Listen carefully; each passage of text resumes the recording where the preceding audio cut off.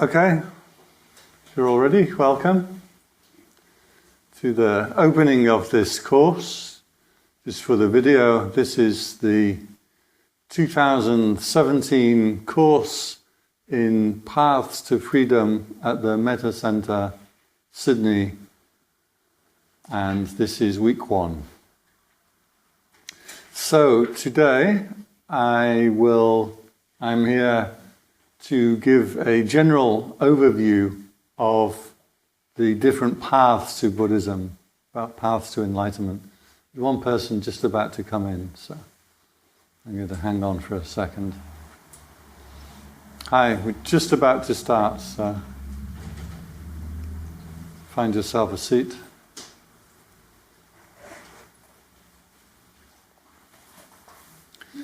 So this will be a slightly more academic-based course than is usual.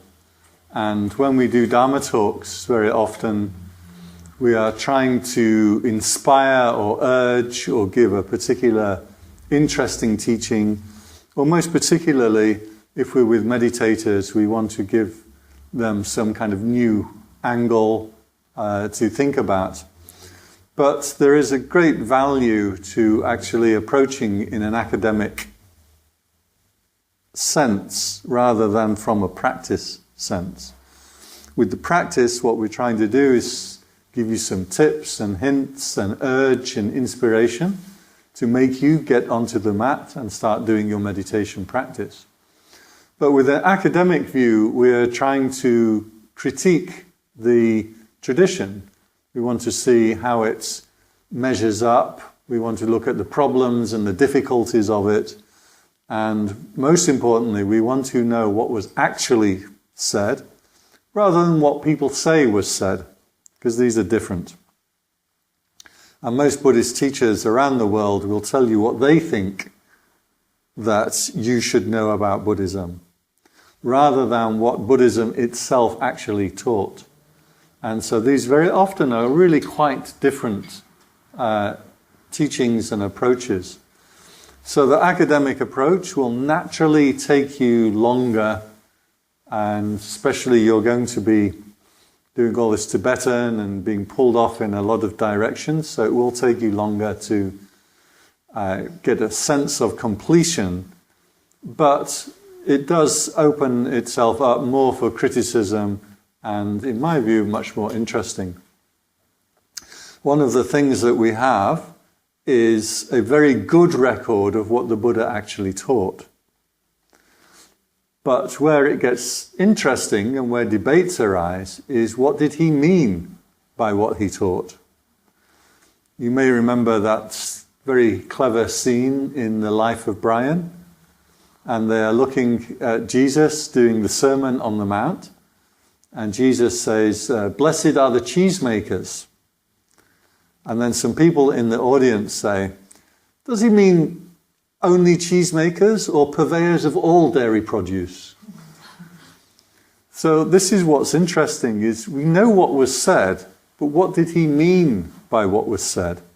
And that's where there's a lot of difference in the interpretations and the approaches that people have to the Dharma. I'm going to rattle through then really quickly, because they gave me the most difficult job, which was an overview of everything that you're going to do in 8 weeks, which really is meaning that we're just going to go through bullet points to a large degree. Of course, if you have any questions, then we can go into any one of these a lot deeper. First thing that we always have to start out with is the enlightenment of the Buddha. This is the idea that there is a spiritual goal, and that this goal has certain qualities to it. The most prominent of these qualities is that it is amata, or deathless.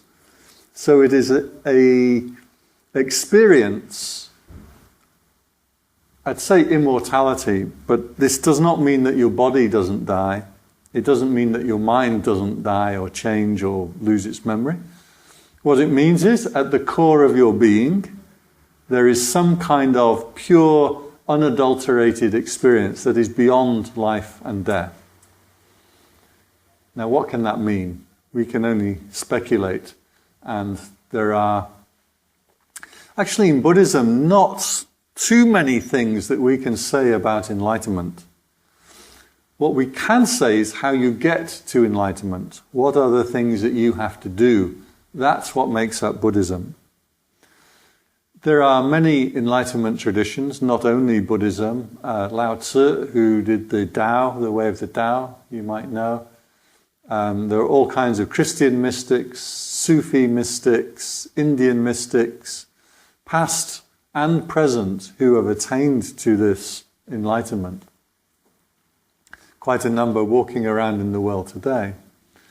One of the curious features is that people who have attained to enlightenment are not able to describe to other people how to do it. So to put it across and guide other people to that teaching is something that's fundamentally very difficult. If this quality is deathless, some of the ramifications for that means that enlightenment is not something that arises. It's not something that you can create. It's not something that you can do. It's not something that changes, and it's not something that passes away. So it quite naturally is actually the center of your being. We would say enlightenment might be your essence, or your spark, or the core.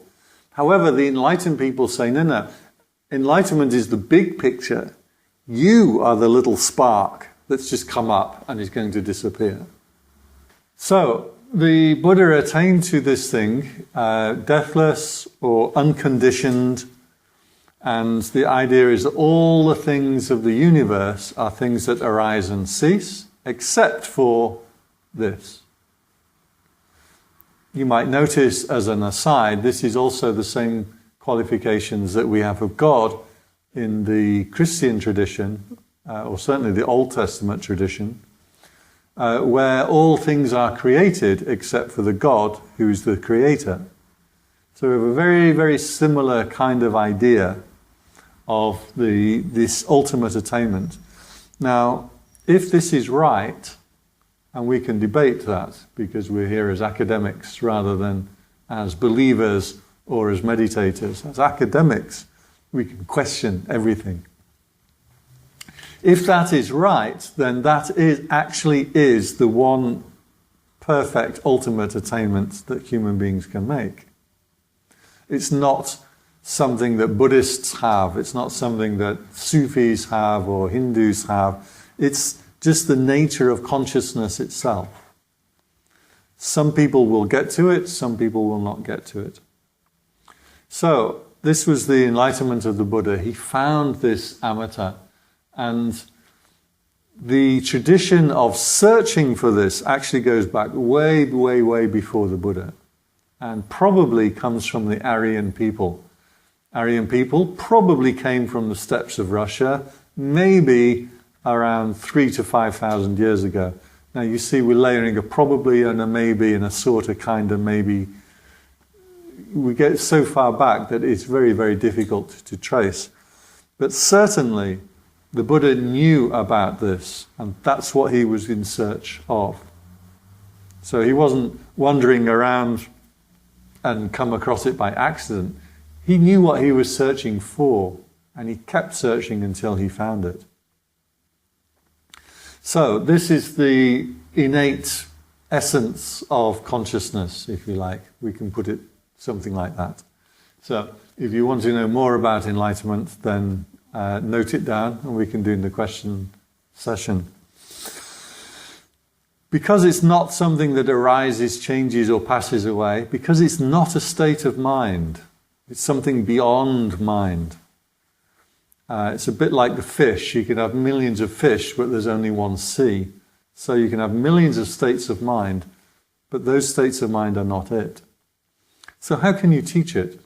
How can you tell people what to do, whereas anything that you can do, that's not it, right? By definition. So this is where in the legend we have this idea of three kinds of Buddha. One is a Samma Sambuddha, and this means a perfectly enlightened being who is able to teach and open up the path to other people. We have a Pacceka Buddha, which is one who has come across this enlightenment, but they're not able to tell other people what to do and how to get there. And we have an Anu Buddha, which is the people who have heard the teachings, practiced accordingly, and attained to enlightenment. It should be noted that enlightenment is the enlightenment. Nibbana is Nibbana. The deathless is the deathless, irrespective of who you are or whether you practiced or whatever. The enlightenment is the same. But the being that you will see teaching or living in the world, they may have different qualities. Okay? So you can say in Mahayana, which is the later schools, they have this teaching of Buddha nature, and they say all beings have Buddha nature, and it's the same nature for all beings. A cat has it, a bird has it, you have it. Obviously a cat or a bird is not able to do a practice in order to attain it. Only a human being or higher is able to do that. So, this idea of this is the attainment of the Buddha. Now, the Buddha then taught for a number of years around India, and he taught according to the suttas, according to the teachings, many people. Interestingly, he taught different people different ways.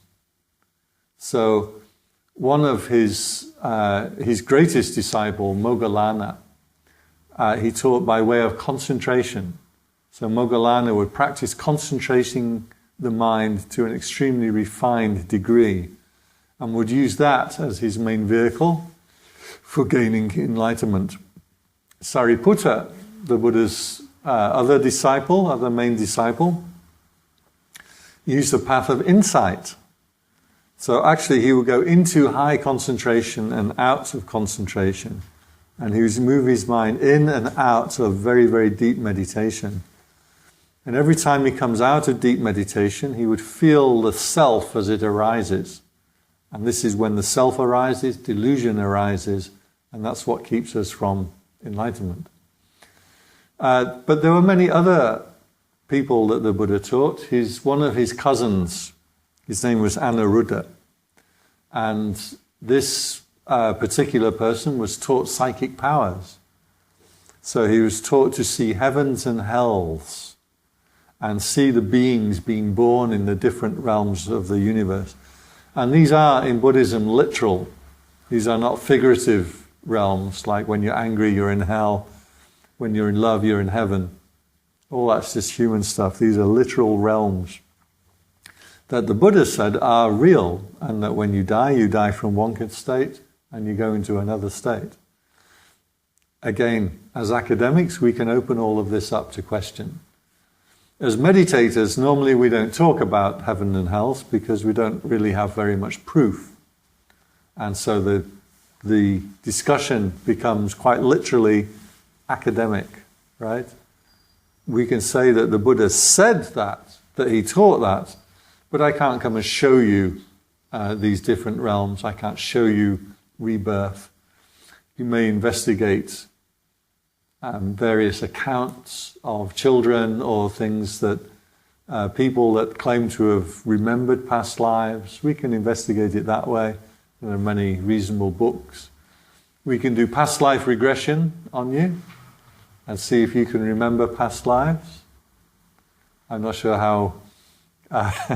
I did this once, and I went to somebody who teaches therapists how to do past life regression. I thought, the teacher, that'll be good. She just said, lie down and imagine what you were in your last lifetime, and it just didn't really ring very true to me. It felt like I was making it up. If you ask somebody, they start to describe things, right? Imagine you are in a forest, right? How big are the trees in your forest? Huge. Okay. So I've asked you, well, if I ask you, you're going to pull it out of your mind, aren't you? So again, the academic approach, we can question freely whether these are actually true, but we can say with certainty that the Buddha did teach that there are heavens and hells. So while the Buddha was teaching, he would give different teachings to different people.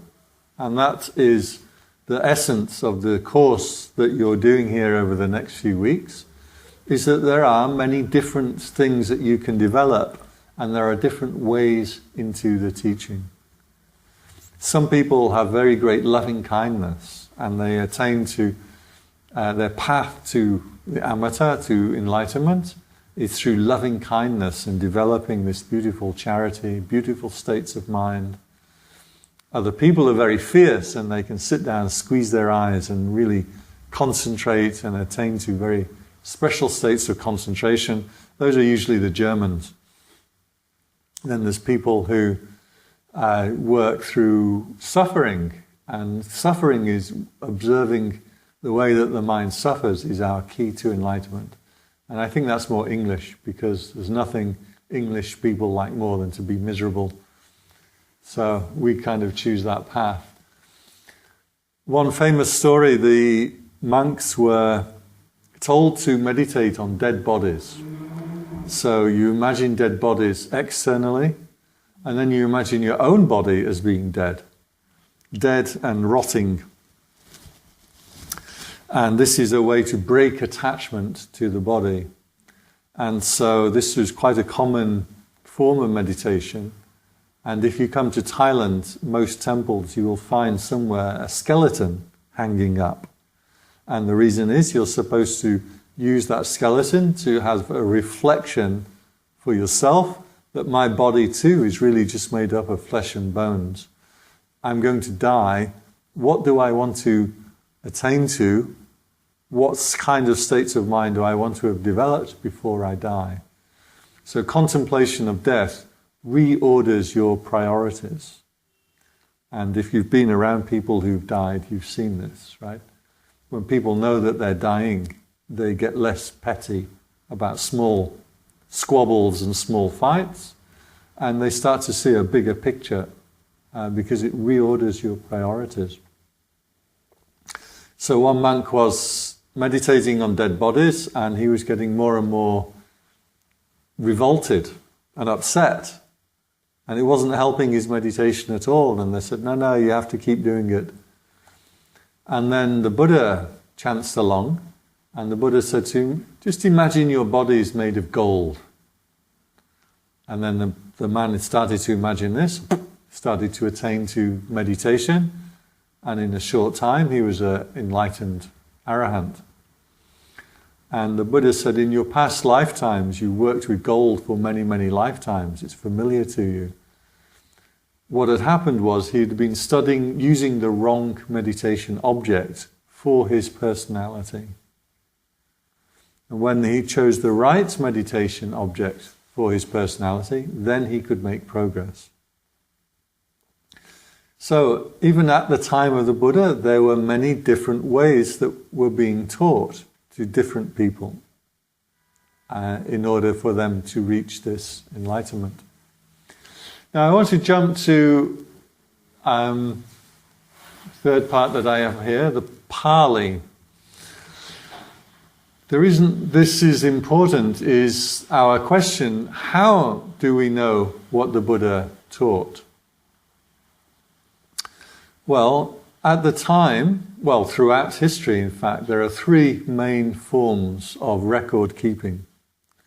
First form, in no particular order, one form is which one we start with? Writing down. If you write something down, especially if you write it on rock or stone, you can think very clearly of what your message is, and you can lay it out there on stone for people to see. Writing down, another method is storytelling. And anyone who has done public speaking will know that everybody will forget what you've taught them, but they will remember the stories that you told them. And I have a number of stories that I like to tell. And last year I was telling a story that when I gave my first ever Dharma talk, you have to sit in like a tower. This is the Thai tradition. You sit in like a little tower, and you have to hold the scriptures in your hands, and you use a very formal voice. And I'd practiced and practiced and practiced this in Thai. And then on the day when I went to the temple, I found out that this tower had been built like 30, 40, 50 years ago. And in those days, Thais were a lot smaller than I was. And so when I got into this tower, my knees were sticking out the window, the roof was here, I had to give the Dhamma talk like this. So I was telling this story last year at the Indonesian Center. And this year when I went back there, like, oh yeah, I remember you. You were telling the story about when you sat in the tower. Stories stick. That's what they're supposed to do. So as a vehicle for giving wisdom, stories are so powerful. And the Buddha himself used a lot of stories too. The downside with stories, of course, is they can change. And stories, that's also the upside, by the way, because the stories can become more effective over time. But they're not very accurate as a historical record. Writing was considered vulgar at the time in India, unlike Egypt, where it was considered holy.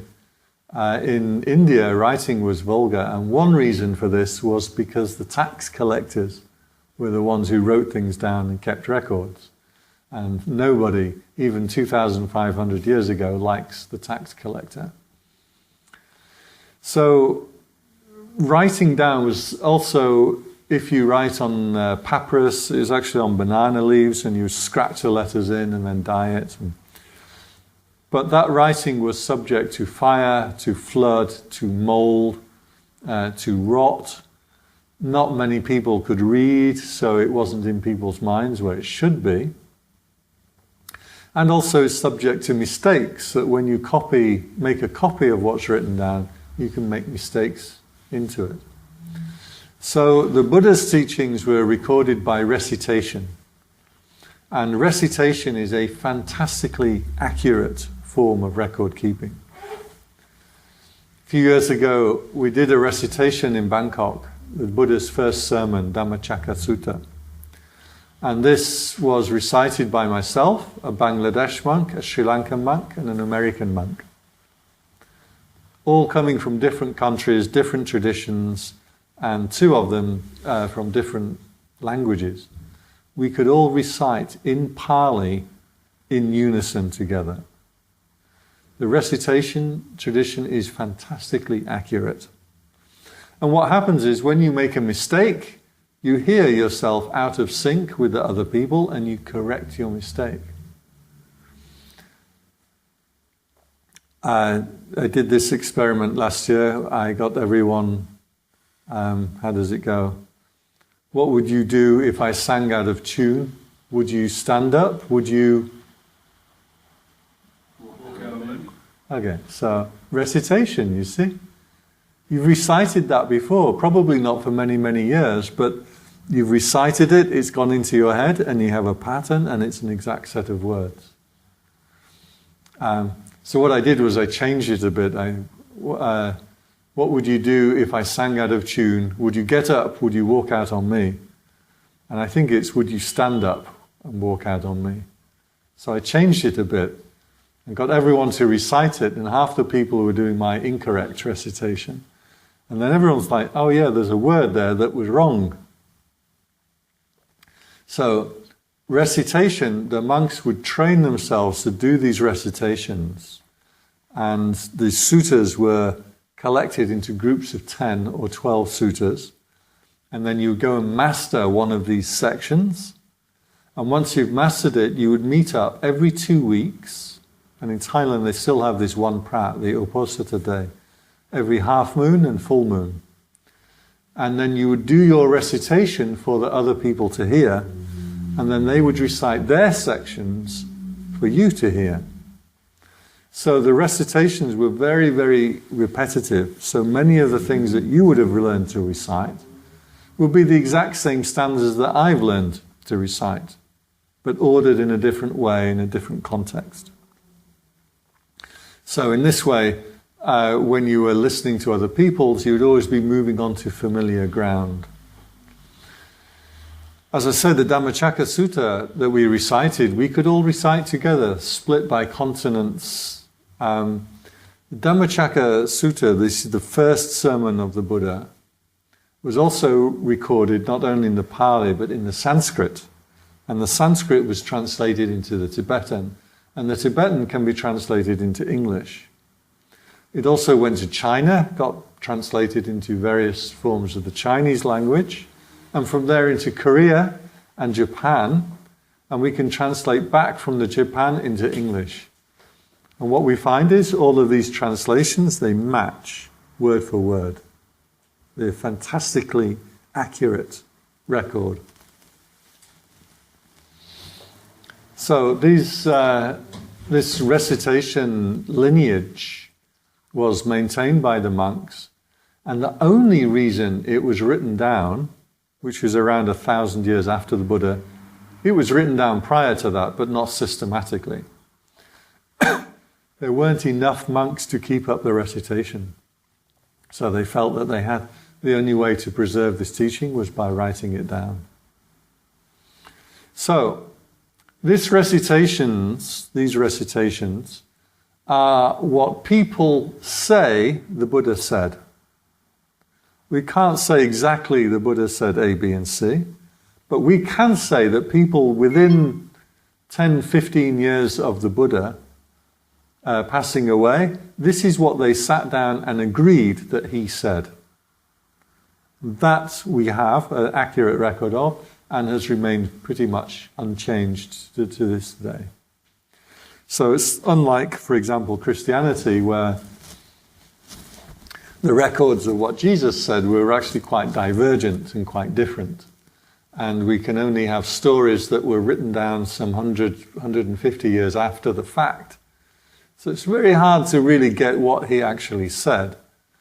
But in Buddhism, no, we have a very, very clear and accurate record. And by the way, all the schools of Buddhism agree that this Pali, we can say Pali language, doesn't quite mean language, but near enough, actually is the closest and most accurate record of what the Buddha actually said. All the traditions of Buddhism agree on that. So, after the Buddha passed away, this was the record that was accumulated and that we have to this day. However, changes started to occur, and the first major change, there's a few smaller changes, but the first big change that happened was the Buddha had taught that to be a Samma Sambuddha, a fully enlightened Buddha, as opposed to one who has become enlightened through hearing teachings, you have to have practiced for many thousands of lifetimes. And what you do is all of your qualities of your character, your patience, your loving kindness, your resolution, your equanimity, your morality, your wisdom, all of these kinds of qualities are things that you practice from lifetime to lifetime to lifetime until you're a near perfect human being. And then eventually there's nothing left. You cannot improve on any quality. And then you attain to enlightenment by right, because that's your right in the universe, that you have done everything possible that can be done. However, the Buddha did not teach that people should do that. He said, no, if you follow my teachings, you can become enlightened right here, right now. He went the long way around. But by opening up the path, he's giving other people the shortcut to this enlightenment. So that's what we find in the Pali tradition or Theravada tradition that I'm from. is these teachings that will tell people, well, this is how you get enlightened. Sometime after the Buddha, they came up with a different angle, and that was that the lower people are the ones who want to get enlightened. But the greater people are those who take a vow to go the long way around to enlightenment by improving all their qualities first before they will get enlightened. And this is called the Bodhisattva Vow. And in Mahayana Buddhism, the idea is that you take this vow. I vow that I will not get enlightened until I can become a fully enlightened Buddha. So you're going to have to do many thousands of lifetimes improving your qualities before you can get enlightened. And that's the Bodhisattva vow. Bodhisattva means one who is on the path to become a Buddha. Now you have a problem with that. Okay, this is called Mahayana, and Maha means greater, and Yana means vehicle. And they will point to us Theravadas, and they will say you are Hinayana, which means the lesser vehicle. Why is we lesser vehicle? That's because we're going to get enlightened, and then it's sayonara, we're off. Whereas they're going to say, no, I won't get enlightened, I'm going to stick around in the universe and help all beings first before I get enlightened. Okay? And that's why you have the lesser vehicle and the greater vehicle. Another way it can be translated as load.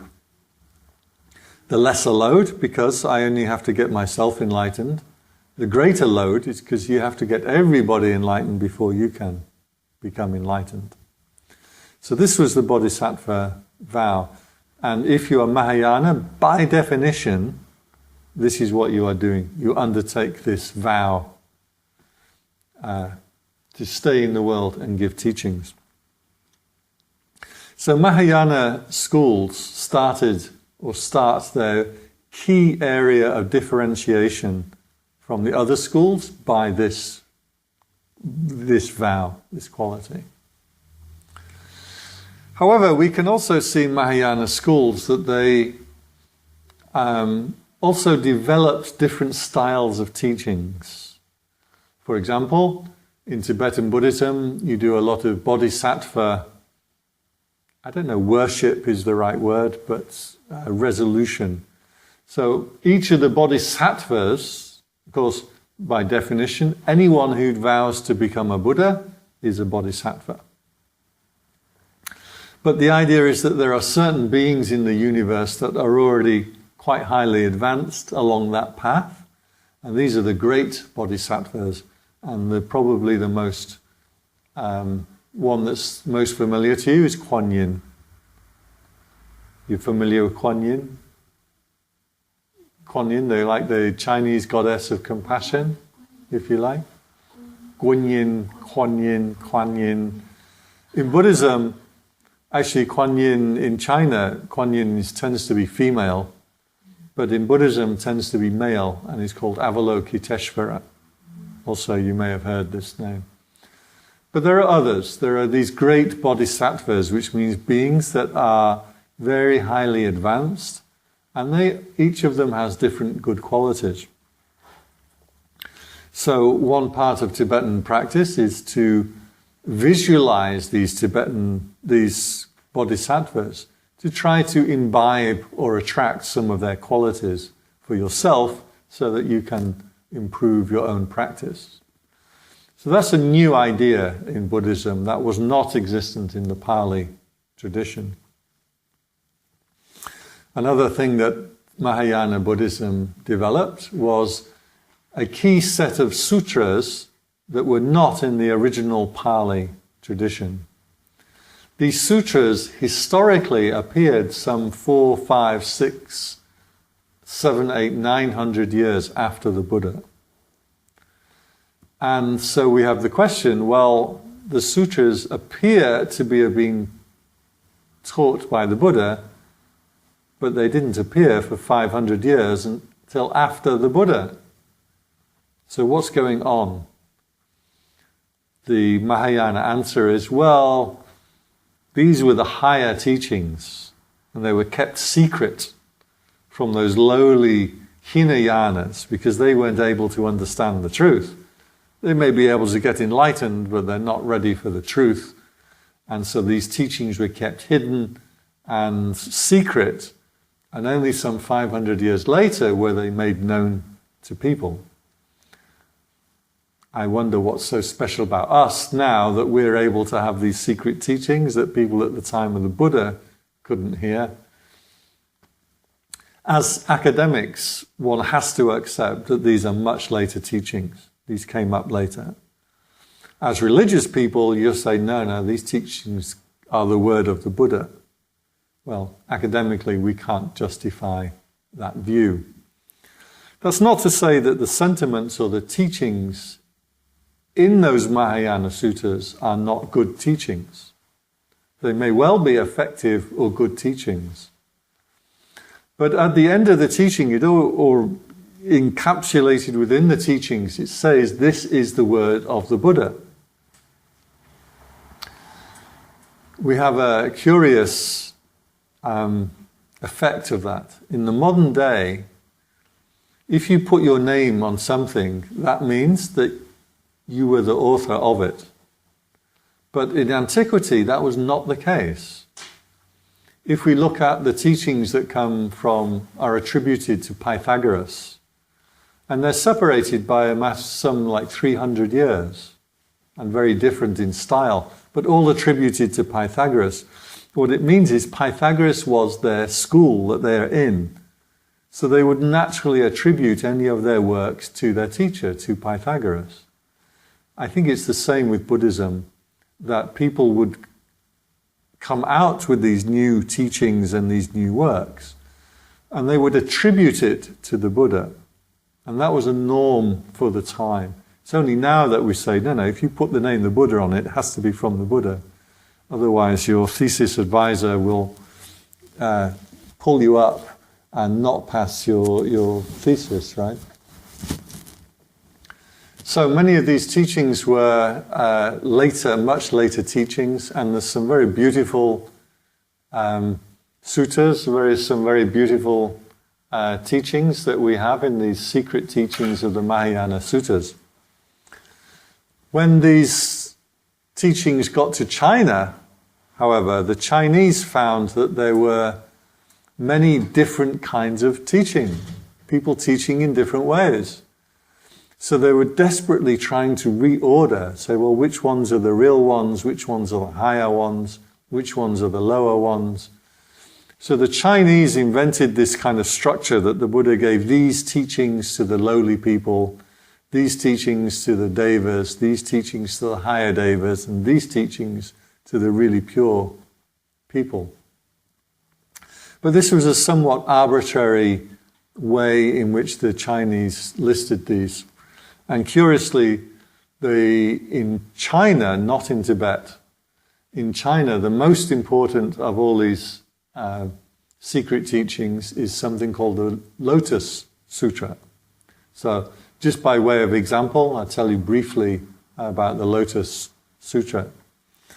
In this sutra, Mahayana Sutra, much, much later than the Pali teachings.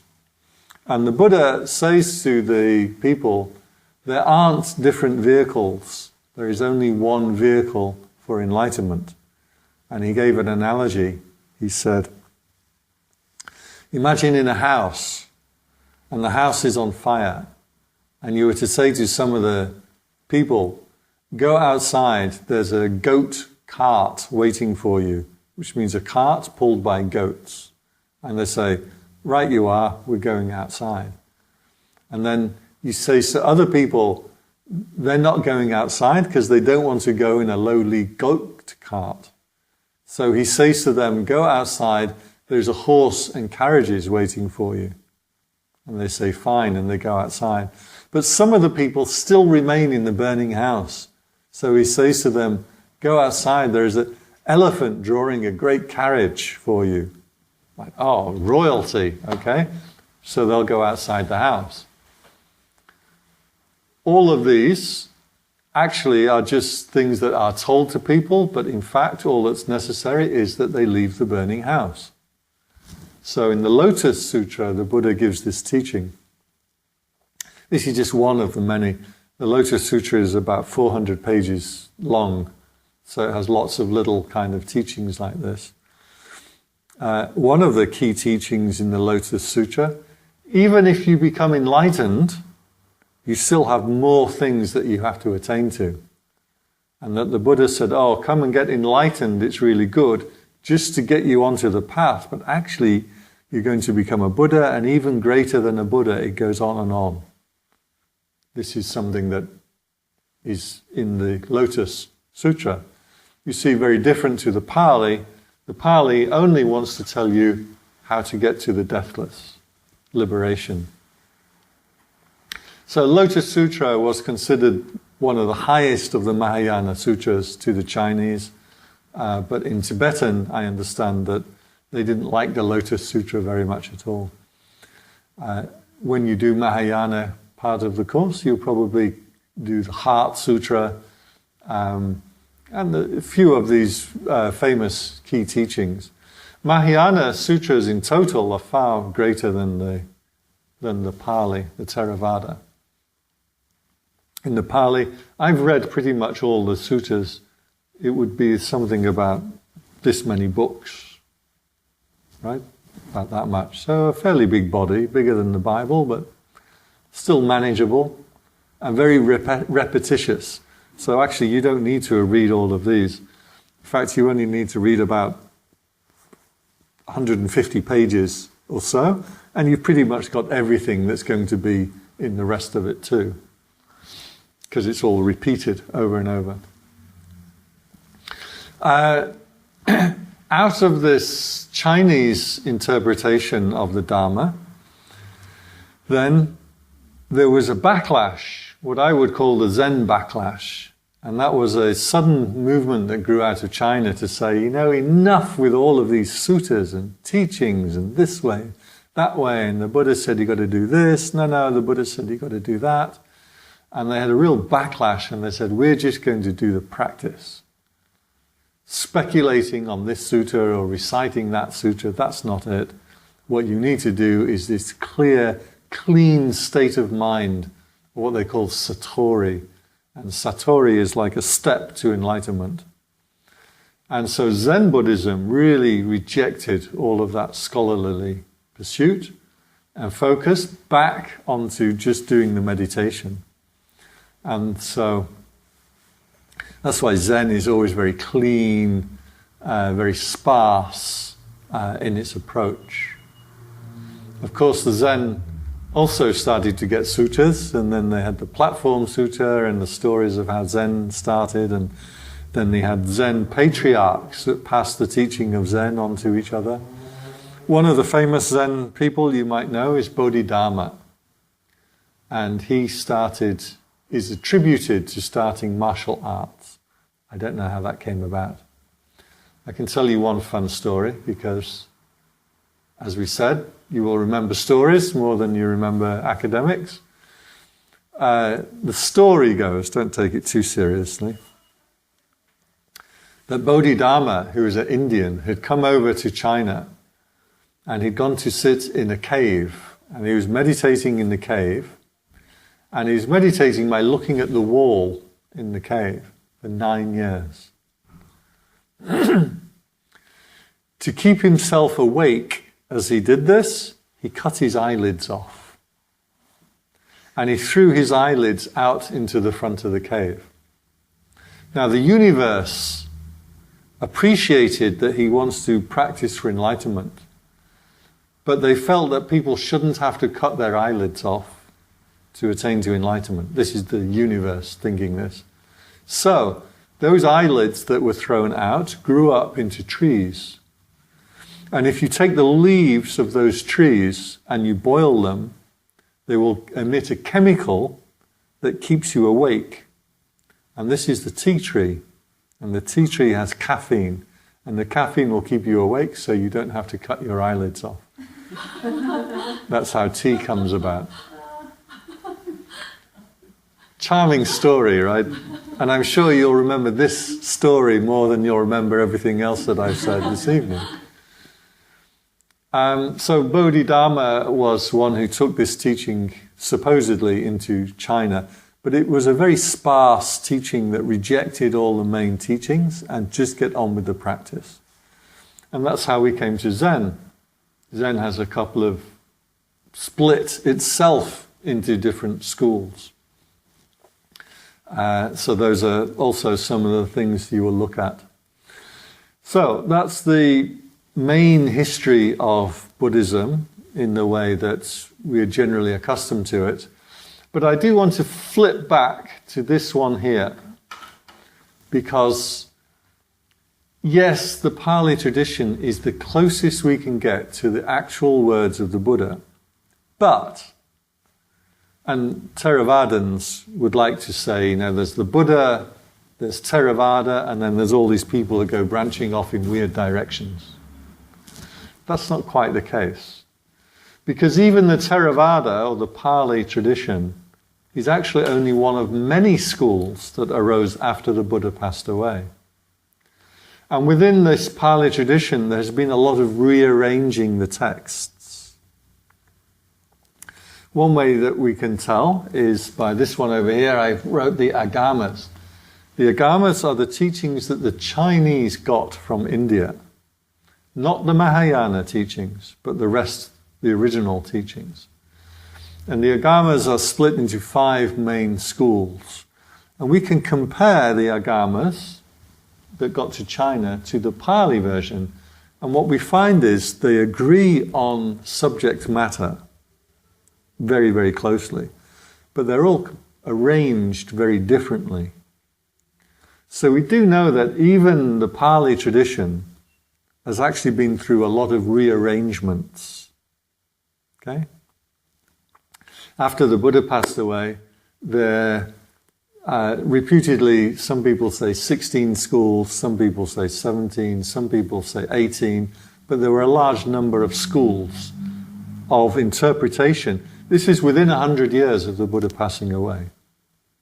So our Pali school, that likes to say we're the closest and the best and the original, was actually one of many original schools. Most of them we don't really know very much about. There's one called Sarvastivada, which the texts, like the Pali, the texts still are in existence. So we can see a lot of how the Sarvastivada school, which is very similar to the Pali school, but differed on key points. And those texts are still in existence. Both the Pali and the Sarvastivada had what we call the Abhidhamma.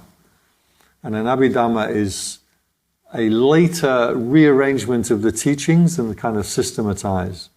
It's very, very difficult to really approach the Abhidhamma. You need an Abhidhamma teacher, and you need to go through this school for like years to learn Abhidhamma. And even then, usually you just learn handbooks written about the Abhidhamma, which is a rearrangement of the original teachings, which is what people said that the Buddha taught, right? You're going quite a long way. So the schools, there's some 5 different schools. So they had 5 different Abhidhammas. So Abhidhamma is in Theravada, in the Pali tradition, is considered to be the word of the Buddha, but historically we know that's not the case. The suttas, the original Pali recitation, yes, that's as close as we can get. There were other schools. Some schools said sutta only. So sutta are the words of the Buddha. Vinaya is the words that the Buddha told to the monks of how the monks are supposed to practice, our code of conduct. You can do this and you can't do that, and you can't do this and you can't do that. So we have some like 2,000-3,000 rules that we're supposed to live by. So one school rejected that altogether and said, no, we want the teachings about enlightenment, not the teachings that say you can do this and you can't do that. So there, just for the information, I've drawn all these little lines down because there was some like 16 different interpretations very soon after the Buddha. Our Pali interpretation, even though we like to say we were the original, actually has diverted quite a lot. And a lot of rearranging of the texts. Also, from the Pali tradition, they would recite these teachings, but then they would stop in the recitation and say what is meant by it. So it's a bit like saying, what would you do if I sang out of tune? What would you do if I sang out of tune? Stop. This was Ringo Starr, and he was one of a group called the Beatles. And he was the drummer, and he was singing this particular song, so he's asking, what would you do if I wasn't a good singer? Stop. Would you stand up? Would you walk out on me? Stop. Well, if they're in a concert, you might not like to stay in the concert, right? So there's a commentary that goes on to the original suttas. So this tradition, the Theravada tradition, we like to say we're the original. But actually, a lot of the way that we understand Buddhism comes from the commentaries. What people say about the teachings that people say that the Buddha said. So our Theravada tradition also has actually diverted quite a long way from the original. There is a movement, current movement in the world, to get back to what's called early Buddhist texts, EBTs. And that's kind of scholars and people around the world who say, well, we've got enough of all the nonsense. We want to know what's our best guess of what the Buddha actually said. So then they will reject a lot of the teachings and say, well, we're not sure about that. In my opinion, I think they tend to cherry pick a lot and say, well, we like this one, therefore it's probably what the Buddha said. We don't like this one, therefore probably the Buddha didn't say it. I don't think that's a good approach myself. For example, any talk of heaven and hell, they say, well, Buddha never said all that. That must be in some addition, later addition. Well, we'll never know what the Buddha actually said. But what we can know is what people say that the Buddha said, and that's all we have to go on. So this is a run through of the teachings and why there are so many of these different teachings. First of all, the Buddha himself, even according to the best records we have, taught different people in different ways. Then we have the recitation tradition, which is an accurate record of what he taught. We have a separate school that breaks off because they take this Bodhisattva vow. By the way, did you notice that if you take this Bodhisattva vow, that means you are going to take the long way to enlightenment and develop all your perfections before you become enlightened. That means there are no enlightened people in Mahayana Buddhism, right? By definition. This was a bit of a problem because in Tibetan they say, no, we have lots of enlightened teachers. You're like, yeah, but you can't get enlightened unless you do thousands of lifetimes. And they said, oh, in that case, they can do all of these thousands of lifetimes. Our tradition is so strong that they can do all of that in one lifetime. So they have a tradition that says, if you're a Mahayana, you can get enlightened in one lifetime. Not just enlightened, but be a perfectly enlightened Buddha. Right? So it's a bit of a trap that they trap themselves into this. Then the Mahayana Sutras, which are historically much, much later teachings, as were the Abhidhamma schools. In my Theravada tradition, 1/3 of our teaching is, actually 1/2 of our teaching is Abhidhamma, which is a philosophical treatise. This also came hundreds of years after the Buddha. Yeah. Okay, we've covered the ground, and over the next few weeks you'll be going through some of these in detail, and some of them really beautiful and really interesting teachings and ideas. Yeah. You have any questions or some areas you want to go into more depth in? Just thinking about all different interpretation, the way that sutras and sutras have been developed in different places. Would you say that in terms of recitation, we've got something, the Satipatthana Sutta is something which is a core to each tradition? Satipatthana Sutta, for those who don't know, is one of the main meditation teachings from the Buddha. Is in the original in the Pali tradition. And it talks about mindfulness. So most of the mindfulness-based practices that you do on Vipassana retreats or mindfulness retreats are based on this one sutta called Satipatthana. Sati is what we now call mindfulness, and patthana means a station or places of attention, where you can place attention. So it's one of the key teachings. The Satipatthana Sutta is a good example of a later compilation. It's almost certainly not an original text. But, as I mentioned, in the recitation, you would have like what they call stock stanzas. So it's a bit like in a song, you have the chorus, right? So the verse may vary, but the chorus stays the same. So in the recitations, you have key things. For example, what is suffering? Birth, sorrow, lamentation, grief and despair, not getting what you want, being separated from what you don't want. This is suffering. Now that's a definition that you will find repeated throughout the entire Pali tradition and the other traditions. So the Satipatthana Sutta took a whole bunch of these stock teachings and arranged them into a logical format. So do we say it's a later teaching or not? Because the stanzas, little stanzas and the blocks, the chorus, actually come from the very original teachings, but they're rearranged and stuck together. So, this is the problem with the Pali tradition. It's hard to say, whether it's really original or not. Certainly the elements that you find in the Satipatthana Sutta are original Buddhism, and also that you find these same kind of motifs and teaching in all the later teachings too. It's not that that later teachings disagree with what went on before.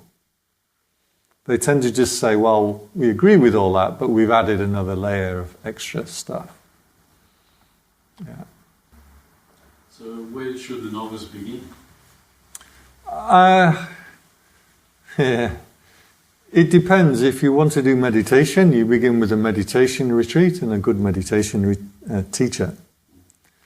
If you begin with the ritual, it's good to begin with an ordination as a monk. You really get into the tradition, which is very beautiful and has developed a long way from the original. For example, we have Buddha images, which originally the Buddha said, you do not make images of me. You can venerate four things. You can venerate the wheel, which is a Dhammacakka, a 12-spoked wheel, which represents the teachings. You can venerate a jedi or a stupa, pagoda. You can venerate relics that are inside the jedi, and you can venerate the Bodhi tree. But later on, we make Buddha images, and then we venerate those instead. So, again, a lot of the rites and rituals are things that we didn't need in the Buddha's day when he was teaching, but for us to keep the teaching going, we have to find clever ways to keep the teachings alive. Buddhism, certainly in Thailand, is a huge social organizing factor. It's kind of the heart teaching of the nation. That wasn't how it was meant to be. Buddha never said how you bring Buddhism into schools or economics or governments. But those are the questions that we have now. So, to a large degree, we have to accept that original Buddhism is not that applicable in the modern society. We've moved on. So we should be able to develop it in a wise way. Otherwise, you get stuck with things like, the old 10 Commandments and things that you can't really understand or follow, and yeah. Just you mentioned at the time of the Buddha teach his disciple according to his personality. Likewise, in the modern day, we just follow our mind and heart, which teaching or meditation technique that are compatible to our personality. Is that the implication? It is, but the meditation traditions that you find all tend to say, we are the original tradition and the best and the fastest. However, there's a lot of them. So you're like, well, you all think you're the best and you're the fastest and you're the original. So which one is the best? I don't know. You really just have to try them out and see which teaching works, which style works for you. For me, I'm very much against schools of meditation because they always get narrow onto one point or one thing. They do one thing well, but they miss other things. So I like to go to different teachers and get different teachings and build up my own practice. Yeah. But certainly people can spend too much time looking around for the right teacher or getting confused. Well, do I do Zen? Is Zen enlightenment the same as Theravada enlightenment? And I mean, yeah, it's a difficult one. Could you just explain briefly, where does Pure Land tradition fit in there?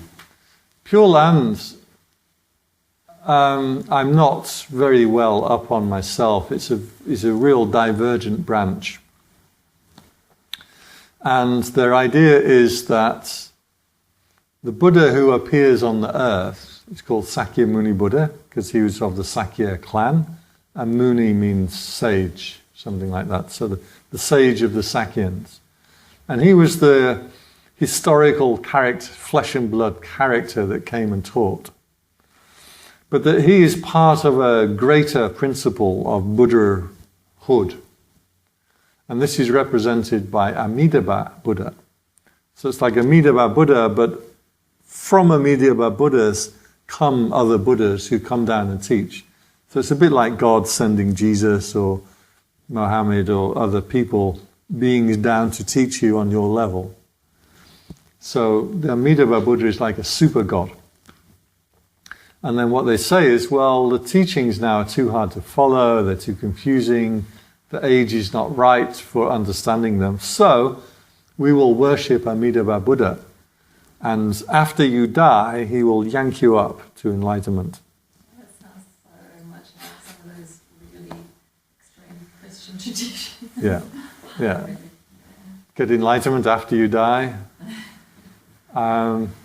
So they have a practice of Namo Abhida Butsu, which is a recitation that you do your whole life. It does have some foundation in the original because there is supposed to be a key moment after you die when your mind is still very, very pliable. And if you introduce the right understanding and the right teaching at that moment, you will become enlightened. Now this was in the original teachings. And this is where the Tibetan Book of the Dead, which most people have heard of, comes in, because that's a teaching that is given to people who have just died so they hear the right teaching and are able to get enlightened at that point. So the point of death is supposed to be a very key moment in Buddhism. And so if you've made this recitation, Namo Abhida Butsu, I've forgotten what it means, but I worship Amitabha Buddha. If you have that in your mind at that moment that you die, yes, you might be able to be attracted to that level of purity. Something like that. So there is a foundation for it within the original teachings, but it's that's not the way the Buddha taught. He said you do your practice here and now. Yeah. So it was Pure Land is and then they had several different schools. It always seems to go that way, right?